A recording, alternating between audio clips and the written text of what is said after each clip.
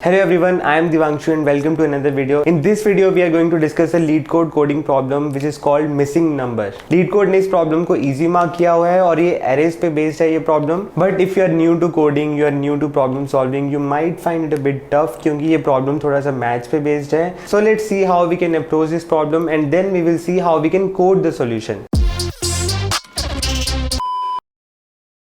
So the problem is we are given an array nums which has n numbers.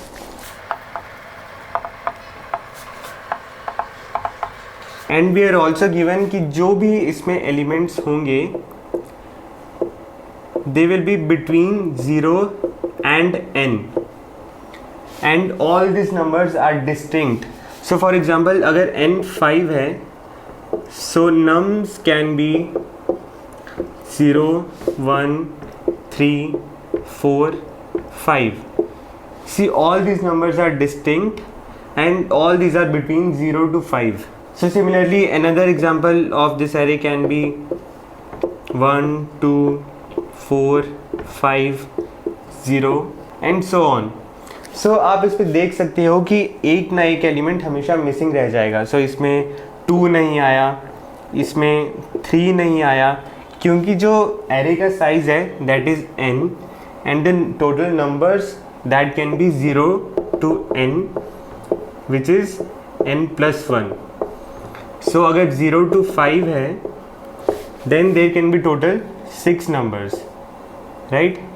0 1 2 3 4 5.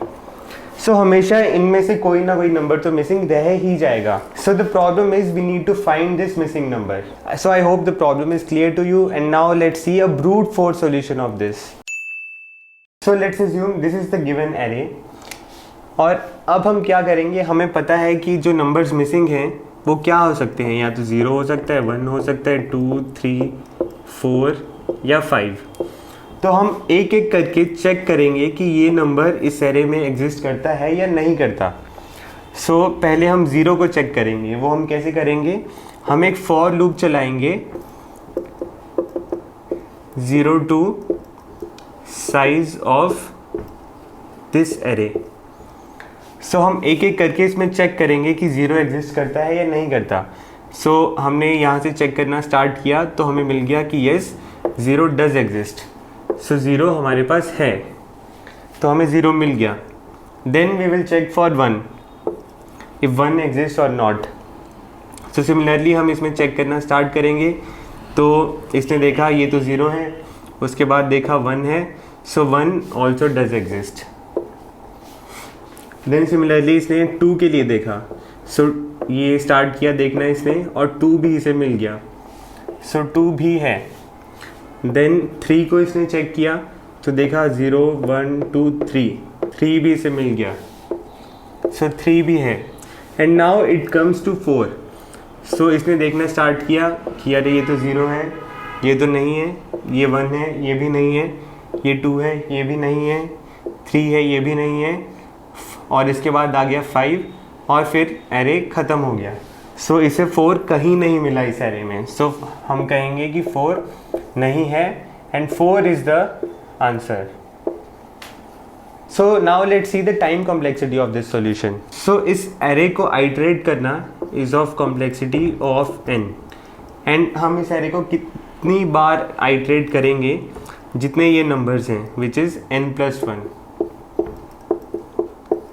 So its time complexity is of n square, which is a lot. So we need to reduce it. So let's look at another solution now.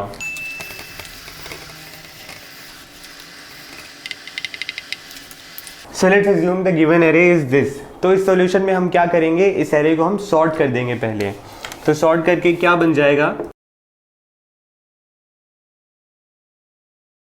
so this is the sorted array. So now that this array is sorted, तो हमें पता है कि 0 के बाद क्या आ सकता है क्योंकि जो नंबर्स हैं वो सिर्फ 0 to n के बीच में हैं एंड n नंबर्स ही हैं. तो 0 के बाद हमेशा 1 ही आ सकता है और कुछ नहीं आएगा. तो अगर 0 को इसके बाद 1 नहीं मिला इसका मतलब 1 इस array में प्रेजेंट नहीं है एंड 1 इज़ द आंसर.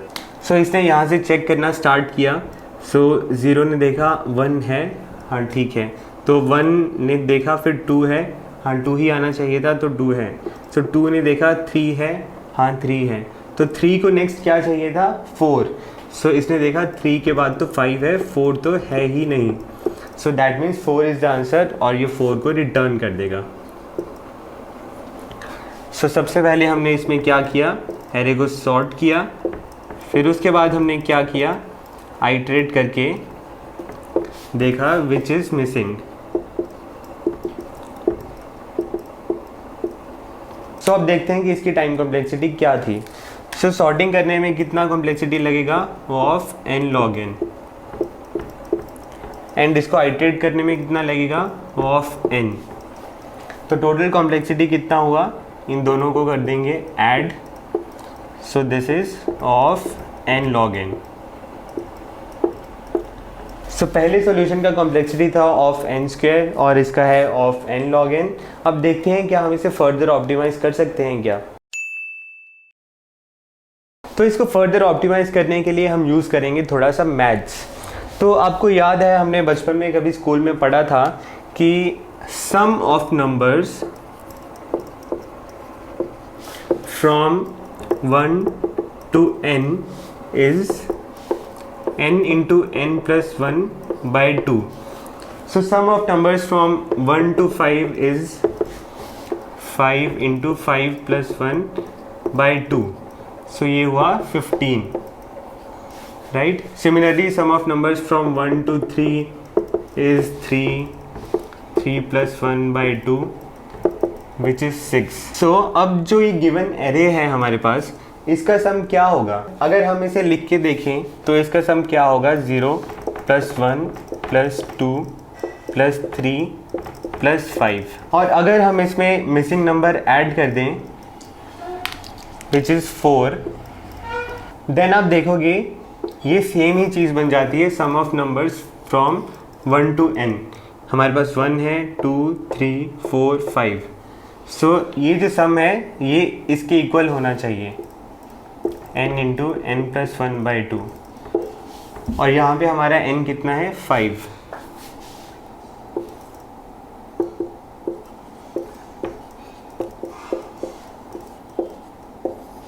सो ये जो चीज़ है हमारे पास, ये है सम ऑफ गिवन एरे। जो ये चीज़ है वो है मिसिंग नंबर, एंड जो ये है sum of numbers from 1 to n। So हमारे पास एक इक्वेशन निकल के आ गई, sum of array plus missing number is equal to sum of 1 to n। तो देखो हमारे पास, हमें ये पता है, हम ये निकाल सकते हैं, एरे पे आइटरेट करके सम निकाल सकते हैं, तो हमें इसकी वैल्यू मिल जाएगी।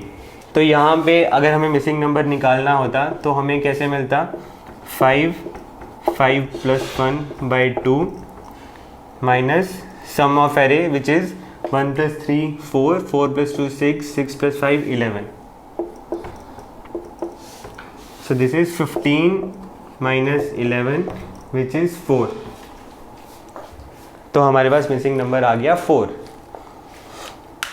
और इसका टाइम कॉम्प्लेक्सिटी अगर आप देखोगे तो क्या होगा, हमें जस्ट इसे एक बार आइटरेट करना पड़ेगा इसका सम निकालने के लिए। तो आइटरेट करने के लिए कितना कॉम्प्लेक्सिटी लगेगा, ऑफ n। ये सम निकालने के लिए हमें कोई कॉम्प्लेक्सिटी नहीं लगेगा, this is just of 1। So overall complexity is of n। तो हम पहले ऑफ n स्क्वायर पे थे, फिर हम ऑफ n log n पे आ गए, और अब हम ऑफ n पे आ गए। सो of n is the perfect solution for this.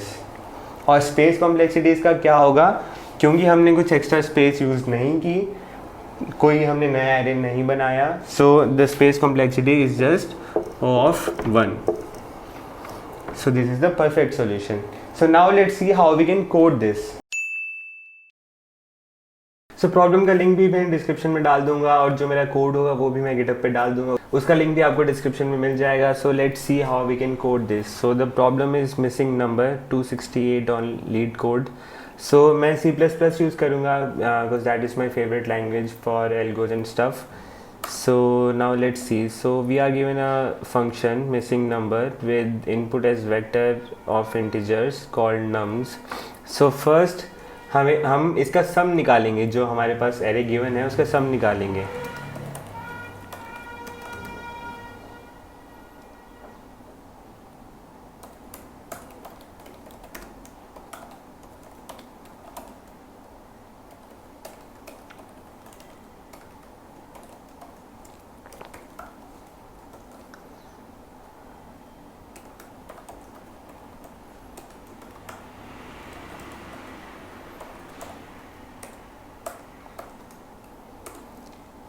सो अब हमारे पास आ गया सम. तो और अब हमें चाहिए n हमें कैसे मिलेगा, इसका साइज, और n का हम 1 to n का अब हमें सम निकालना होगा.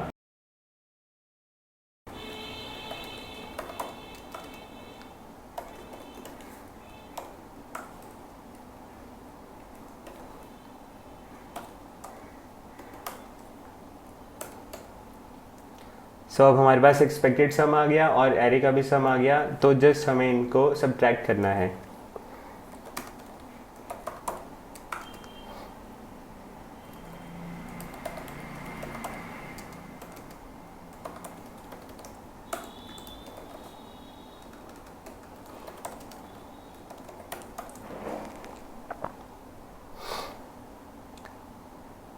ओके, सो कोड हो गया है. Let's see if it works. पहले रन करके देखते हैं. ओह, कुछ एरर आ गया. Okay, this is nums not sums.